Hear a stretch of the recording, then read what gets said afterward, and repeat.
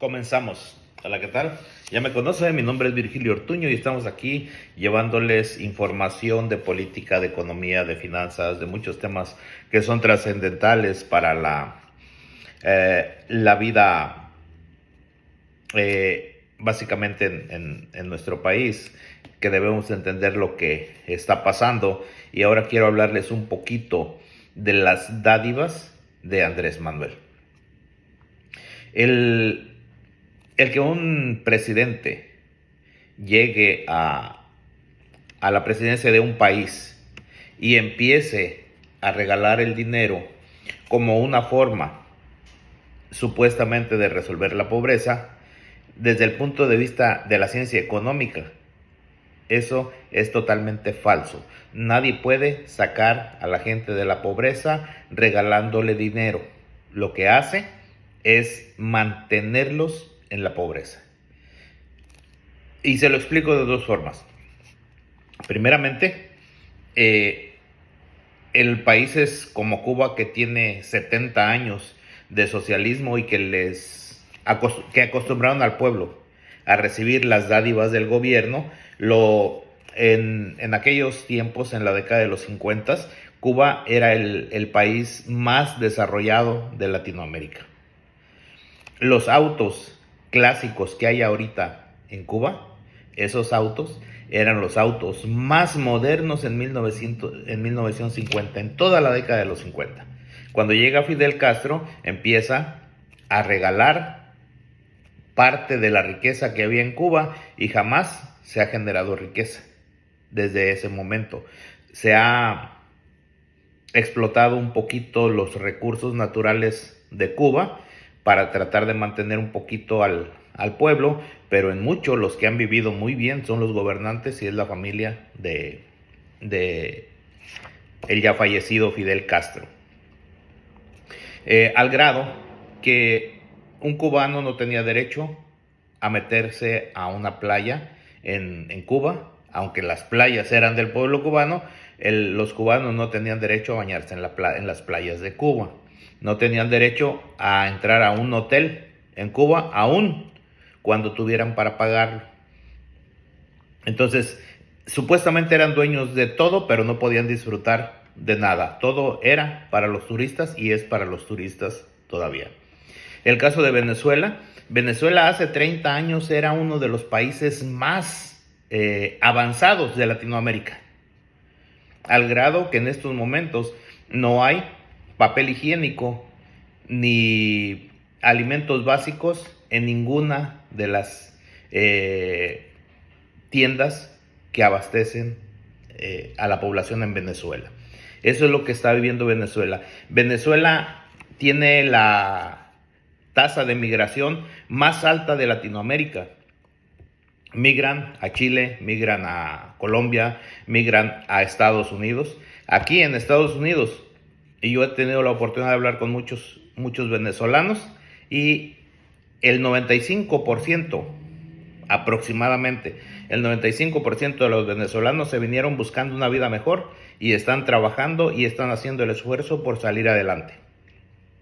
Aproximadamente el 5% de los venezolanos que llegan aquí llegaron también buscando una nueva vida, pero no con base en el trabajo.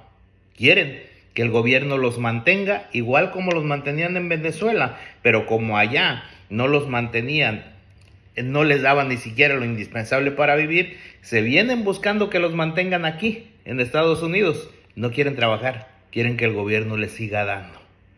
Entonces mucha gente sale buscando una vida mejor con base en el trabajo, y otros salen buscando una vida mejor, buscando pedir, buscando que les den. La situación en México, el regalarle dinero a la gente, si usted cree que eso los va a sacar de la pobreza, a lo mejor algunos no vamos a alcanzar a ver el desastre que se va a generar en México, pero sí algunos que tenemos arriba de los 50 años, y si usted tiene 50 años o más y no se acuerda de lo que le voy a decir, déjeme decirle que es,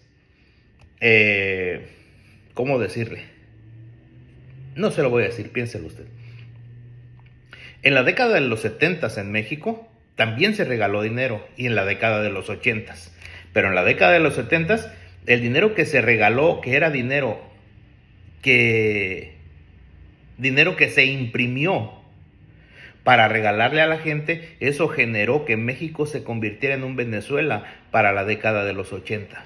La inflación llegó a miles por ciento, más de 1000% la inflación. ¿Cómo se regalaba el dinero en aquel momento? En aquel momento no era lo mismo que ahorita. No se regalaba el dinero a los adultos mayores, ni a los ninis, no. En aquel tiempo la prioridad del gobierno eran los campesinos. A los campesinos se les empezó a regalar dinero, los campesinos sabían trabajar. México hizo el milagro mexicano después de 1940 y la producción creció enormemente. Pero a partir de los 60, a finales de los 60 y principios de los 70, el gobierno empezó a regalar dinero. Les daba primero apoyo en fertilizantes, gran cantidad de fertilizantes que los ejidatarios no usaban. Los ejidatarios se lo vendían a los pequeños propietarios y ellos eran los que producían. Después dijo el gobierno, no les vamos a dar los fertilizantes, les vamos a dar el dinero para que compren los fertilizantes. Les dieron el dinero, pero no compraron fertilizantes y no producían. Era mejor quedarse con el dinero que trabajar. Después de que les dio el dinero en efectivo, y que es un gran negocio, un excelente negocio para el gobierno regalar dinero, porque en ese trayecto que recorre el dinero desde la presidencia de la República hasta la persona que lo recibe, se le va cortando al chequecito, se le va cortando, y entonces la cantidad que llega al consumidor final, por decirlo de alguna forma, es muy pequeña. Se fue quedando en el trayecto una gran cantidad de ese dinero. Y todos se benefician, y más las personas de la cúpula. Entonces se regaló dinero, pero después se regaló tractores y se regaló implementos agrícolas que se ponían a un sobreprecio.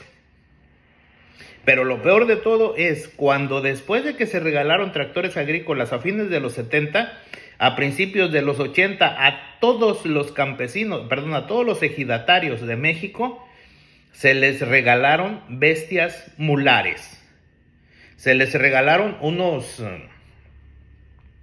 machos. La bestia mular es un híbrido entre caballo y burro.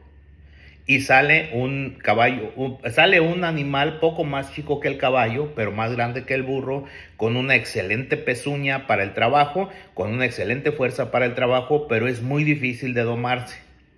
Se les regalaron a principios de la década de los 80 unos machos grandes, como que eran de yeguas muy finas, con burros grandes. Los machos eran grandes, pero ya se había tratado de tecnificar el campo y ahora se les daba unos machos que nadie pudo amansar. ¿Cuál era el objetivo de regalarles esas bestias mulares a los campesinos? Cuando los campesinos tenían que preocuparse por producir, no por producir, y producir de forma tecnificada, no con bestias mulares. ¿Por qué regalárselos? Porque era un negociazo comprar a precios altos, regalarlos y quedarse con una gran cantidad de dinero. Eso lo hizo el PRI. Y esa gente que lo hizo, esa gente del PRI, ahorita está en Morena, y es Andrés Manuel, y es Bartlett, y es todos esos personajes que se hicieron ricos en aquel tiempo, están repitiendo la historia, están regalando dinero de forma diferente que en aquel tiempo, pero lo están regalando.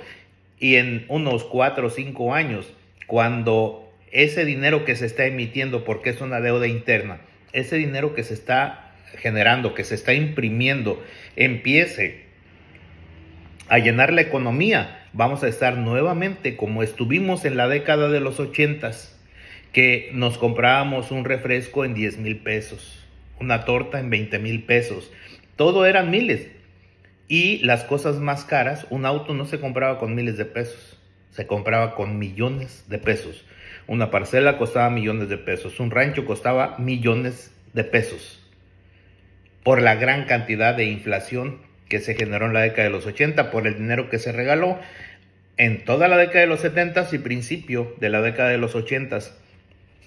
se generó ese proceso inflacionario. Estamos empezando con ese proceso inflacionario también, y en unos cuantos años vamos a estar en la misma situación que estuvimos en la década de los 80. Entonces, si el regalar dinero no produce riqueza, ¿cómo puede hacer un gobierno para tratar de sacar a la gente de la pobreza? En primera, los gobiernos socialistas no les interesa sacar a la gente de la pobreza, porque los pobres son los que votan porque les regalen cosas.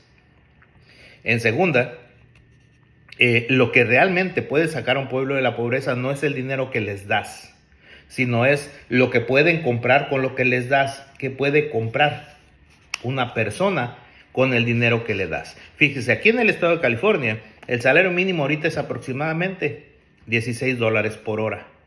Una persona que trabaja las 40 horas a la semana está ganando más de $600 a la semana. Para ser exactos, una persona está ganando $640 por semana aquí en California con el salario mínimo.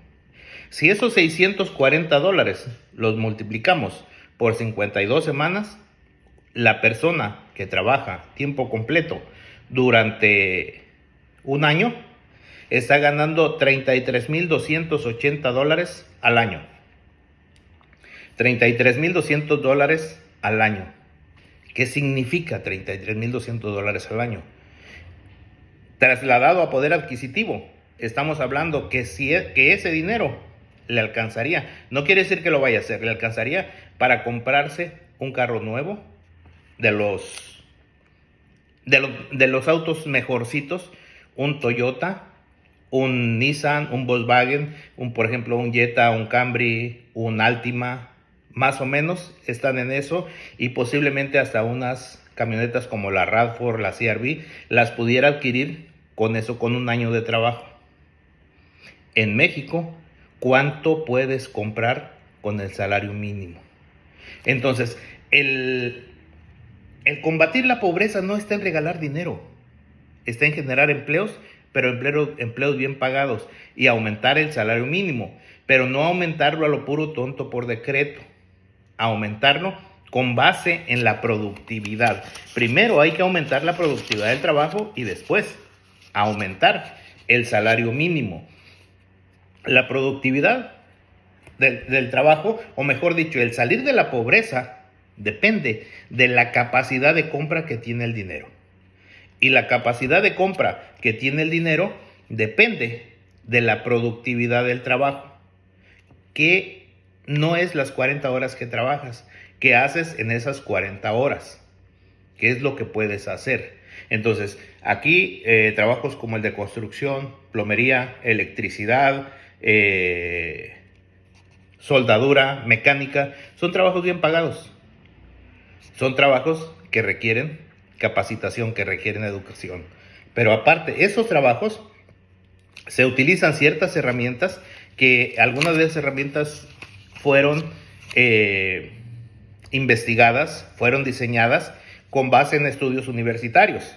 Entonces, la educación permite que la productividad del trabajo se incremente y se incremente la capacidad del poder adquisitivo.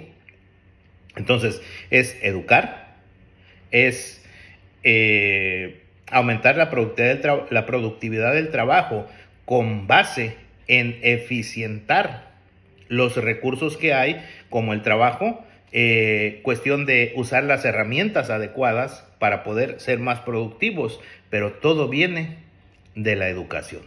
Aumentar la educación, aumentar la capacitación, aumentar la productividad del trabajo y aumentar el poder adquisitivo. Si no se aumenta el poder adquisitivo, no se sale de la pobreza. Ningún país que no luche por la educación y por el aumento del poder adquisitivo, la capacidad de compra que tiene el dinero, ningún país va a salir de la pobreza. Soy Virgilio Ortuño. Los espero en un próximo video.